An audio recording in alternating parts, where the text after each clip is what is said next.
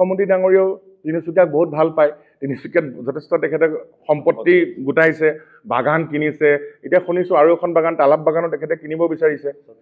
শদিয়াতো আছে। আৰু মানে তেখেতৰ এজন মানুহক জীৱনৰ শেষ মুহূৰ্তত চফুত মাতিয়ে লাগে। কিন্তু তেখেতৰ এই 12,000 বিঘা আমি ইতিমধ্যে গম পাইছোঁ, যিহেতু অসমৰ বিভিন্ন ঠাইত আমাৰ কংগ্ৰেছ দলে কিছু ছাৰ্ভে কৰি গম পাইছে 12,000 বিঘাৰ মাটিৰ তেখেত মালিক। ৰিজৰ্ট কিনিছে, চাহ বাগান কিনিছে, আৰু তেখেতক কি লাগে? আৰু 2.5 ঘণ্টা জোৰা অসমৰ জনসাধাৰণৰ টকা পইচা খৰচ কৰি তেখেতে দিল্লীৰ পৰা বা বিভিন্ন দেশৰ বিভিন্ন ঠাইৰ পৰা সংবাদ মাধ্যমৰ লোক আনি তেখেতে 2.5 ঘণ্টা জোৰা প্ৰেছ মিট কৰিছে। কিন্তু তাৰ ফলাফল কি? এটা শূন্য। SIT। আৰু এটা কথা কওঁ, যিহেতু এইটো অতি পৰিতাপৰ বিষয় এজন মুখ্যমন্ত্ৰী আৰু এজন দেশৰ বিষয়। কাৰণ যদি গৌৰৱ গগৈ ডাঙৰীয়া পাকিস্তানী এজেণ্ট, এই মেটাৰটো মিনিষ্ট্ৰী অফ হোম এফেয়াৰ্ছে চাব, গৃহ মন্ত্ৰালয়ে চাব।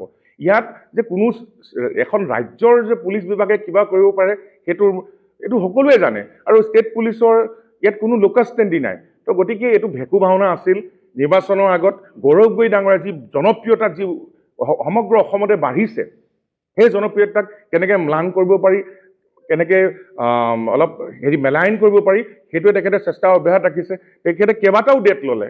আজি গৌৰৱ গগৈ ডাঙৰীয়াই কৈছে তিথি বুলি অভিহিত কৰিছে। সঁচা অৰ্থত তিথিয়ে হয়।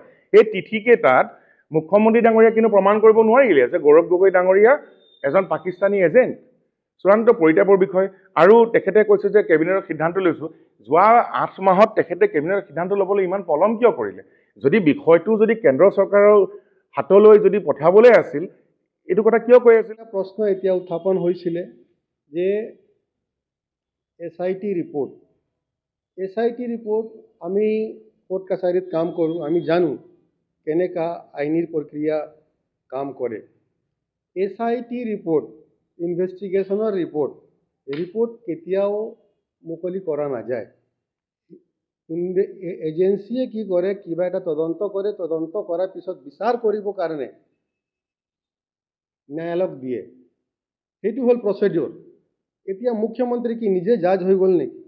হেমন্ত বিশ্ব শৰ্মা ন্যায়ালয়তকৈ ওপৰত হৈ গ'ল নেকি? এটা কি ৰিপৰ্ট আহিলে সেই ৰিপৰ্টখন ভুৱা হয়, সঁচা হয় না মিছা হয়, তাৰ ক্ৰছ এক্সামিনেশ্যন হয়। প্ৰচেছ আছে, ট্ৰায়েলৰ এটা প্ৰচেছ আছে।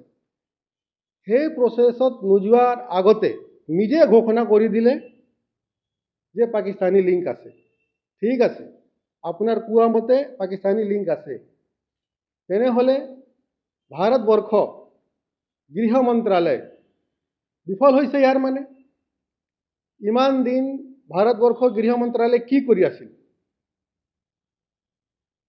তেওঁ নিজে কৈছে যে আমাৰ কেন্দ্ৰ চৰকাৰ বিফল হৈছে, আমাৰ গৃহমন্ত্ৰী বিফল হৈছে, আমাৰ অমিত শ্বাহ ডাঙৰীয়া বিফল হৈছে।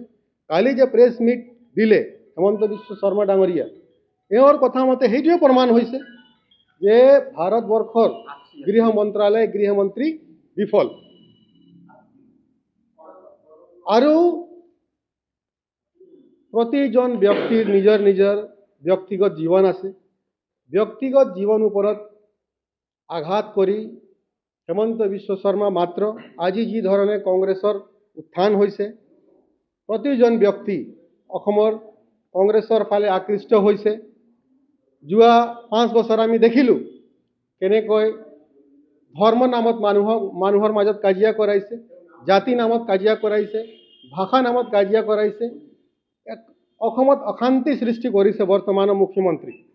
আৰু সেই অশান্তি চাই কিনি অসমৰ জনগণে এতিয়া বৰ্তমান কংগ্ৰেছৰ ফালে বাট চাইছে। সকলোৱে সিদ্ধান্ত লৈছে যে এবাৰ কংগ্ৰেছৰ চৰকাৰ গৌৰৱ গগৈ ডাঙৰীয়া নেতৃত্বত অসমত 2026ত নিৰ্বাচনত পতা হ'ব। আৰু এই ভয়তে হেমন্ত বিশ্ব শৰ্মা ডাঙৰীয়া গৌৰৱ গগৈৰ ওপৰত মিছা আক্ৰমণ কৰিছে।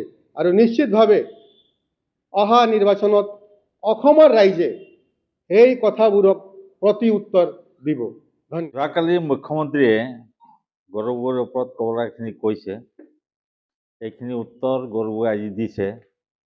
গতিকে আমি তিনিচুকীয়াক লৈ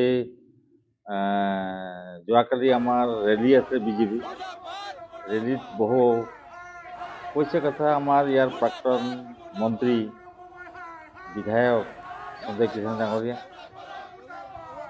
ইয়াৰ পিছত মনোজ ধানৰ ডাঙৰীয়া, বহু কথা কৈ গ'ল।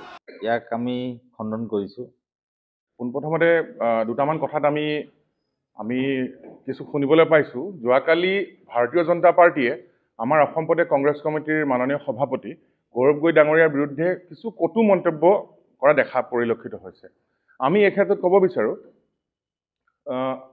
পূৰ্বৰ মন্ত্ৰী সঞ্জয় কিষাণ ডাঙৰীয়া যি মন্ত্ৰী থকা অৱস্থাত এষ্টিমেট শব্দটোৰ উচ্চাৰণ কৰিব নাজানে, তেনে এজন ব্যক্তিয়ে যি সময়ত গৌৰৱ গগৈ ডাঙৰীয়া 3 বাৰৰ সাংসদ আৰু বৰ্তমান তেখেত ভাৰতৰ সংসদৰ উপদলপতি, সেই পৰ্যায়ৰ এজন পেন ইণ্ডিয়া লিডাৰ, সৰ্বভাৰতীয় লিডাৰৰ বিৰুদ্ধে সাধাৰণ যি মন্ত্ৰীৰ পৰা চৰকাৰে বৰ্খাস্ত কৰিবলৈ বাধ্য হ'ল। হিমন্ত বিশ্ব শৰ্মাই তেখেতক মন্ত্ৰী হিচাপে স্বীকৃতিয়ে দিয়া নাই, বৰ্তমান তেখেতক ষ্টেপ ডাউন কৰালে।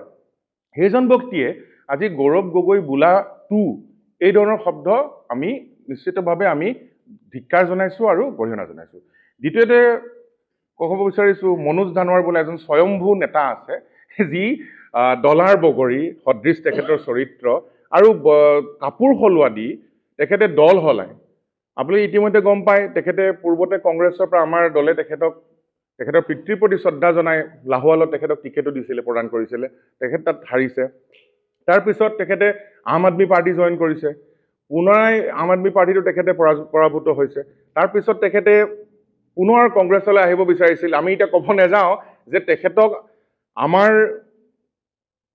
এইটো আমাৰ ফালৰ পৰা কোৱা হ'ল যে আপোনাৰ ৱাৰ্ড মেম্বাৰৰ টিকেট দিয়া নহয়। তো গতিকে তেখেতৰ কি কথা আমি সকলোৱে গম পাইছে, মানদণ্ড কি পৰ্যায়ৰ তেখেত লিডাৰ, আৰু বৰ্তমান তেখেত বিজেপিৰ হৈ তেখেতে কাম কৰিছে। এতিয়া কথা হ'ল, এই দুইজন নেতাক মই এটা কথা সুধিব বিচাৰিছোঁ যে বৰ্তমান চাহ জনগোষ্ঠীৰ যি লোকসকলৰ যি সমস্যা, এই সমস্যাৰ বিষয়ে তেখেতসকলে মুখ্যমন্ত্ৰী ডাঙৰীয়াক কেতিয়াবা প্ৰশ্ন কৰিছেনে? আজি যে বাগান অঞ্চলত গৰ্ভপাতৰ হাৰ আটাইতকৈ বেছি, সেইটো কথা তেখেতসকলে কৈছেনে? চাহ অঞ্চলত ছাত্ৰ ছাত্ৰীসকলে যে ড্ৰপ আউট ৰেটটো হাইষ্ট, সেইটো কথা তেখেতসকলে কৈছেনে? যে মডেল স্কুল খুলিছে, মডেল স্কুলত যে শিক্ষক নাই, সেইটো কথা এই দুজন স্বয়ম্ভূ লিডাৰে কৈছেনে? আমাৰ পোনপটীয়া প্ৰশ্ন। আৰু এতিয়া উদাহৰণস্বৰূপে যে বিধায়ক হিচাপে যদি তেখেতে ৰিপৰ্ট কাৰ্ডখন চায়, শূন্য দেখিব। আজি তিনিচুকীয়াৰ আপুনি অলিয়ে গলিয়ে চাওক, সকলো ৰাস্তা বন্ধ, কোনো যাবলৈ তাত গাড়ী অৱস্থা নাই, এম্বুলেঞ্চো ফচা দেখা গৈছে, কিছু ৰোগীৰ দুৰৱস্থা হোৱা আমি 2 দিনৰ আগতে আমি খবৰ পাইছোঁ। গতিকে তেখেত সম্পূৰ্ণভাৱে এজন ব্যৰ্থ মন্ত্ৰী। তেখেত মন্ত্ৰী আছিলে অসমৰ, কিন্তু গোটেই তেখেতৰ কাৰ্যকালটোৱে তেখেতে কেৱল মাত্ৰ তিনিচুকীয়া পৌৰসভাৰ ওপৰতে তেখেতে মনোনিৱেশ কৰিলে। তেখেতৰ বিভিন্ন ধৰণৰ আমি এতিয়া ক'বলৈ আমি বেয়া পাইছোঁ, আমি যিহেতু আমি সভ্য এটা দলৰ 140 বছৰীয়া দলৰ আমি সদস্য, গতিকে আমি কাৰো ব্যক্তিগত আমি আক্ৰমণ নকৰোঁ। কিন্তু তিনিচুকীয়া ৰাইজে গম পায়, বুজিছে, জানে তেখেতসকলে যে এইজন স্বয়ম্ভূ লিডাৰে তেখেতে এই বিগত তেখেতৰ মন্ত্ৰিত্ব কাৰ্যকালতো বা বৰ্তমান বিধায়ক হিচাপে কি ধৰণৰ কাম কৰিলে সকলোৱে জানে। গতিকে মই দুইজনলৈ আহ্বান কৰিম, আপোনালোকে নিজকে যি ধৰণৰ লিডাৰ দেখাব বিচাৰে, এই মই যিকেইটা কথা ক'লোঁ সেইকেইটা আপোনালোকে মুখ্যমন্ত্ৰী ডাঙৰীয়াক সোধক।